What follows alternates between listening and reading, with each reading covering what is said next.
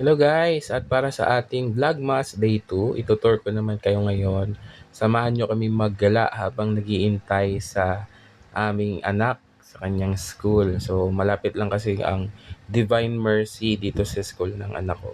So kung alam nyo yung Divine Mercy dito sa Marilao, first time ko lang din nakapasok dito. Kasi hindi naman ako Catholic. Pero ayun nga, dahil nga nakita namin ito at talagang kilala siya na pinupuntahan talaga lalo na ng mga pagka lalo na kapag Holy Week, makikita mo yung mga tao talaga na namamanata.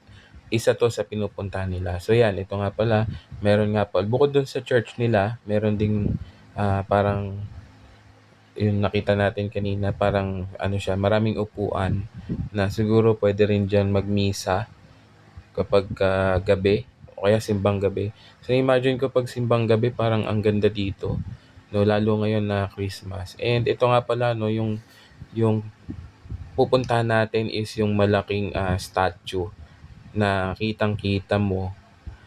Hindi ko lang alam kung hanggang saan kita ito, pero sa Malabon kapag meron kang rooftop, tanaw na tanaw mo tong statue na to.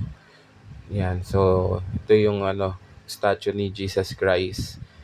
Makita mo talaga. So, ito sa malapitan, first time ko lang itong nakita. And sobrang nalula kami kasi ang laki niya talaga as in. So, ito nga pala yung way, no? Makikita mo dyan yung parang covered area na marami ring upuan. At para rin siyang church. So, para siguro to sa maramihang mass. Ayan. So, ito na, malapit na tayo. Ayan, so doon sa dulo na yun, may covered court. Ang ganda rin mamasyal dito, lalo na kung gusto mong magnilay-nilay, gusto mo ng tahimik. Ito yung pwede mong puntahan, pwede kang mag-pray, pwede kang magpasalamat.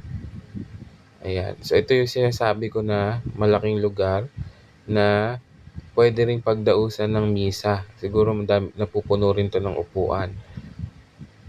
Ayan, so ito yung dadaanan mo sa gilid na yan. Diyan yung daan papunta dun sa malaking statue. Ayan, ito nga yung mga upuan. Ang dami. Ayan na.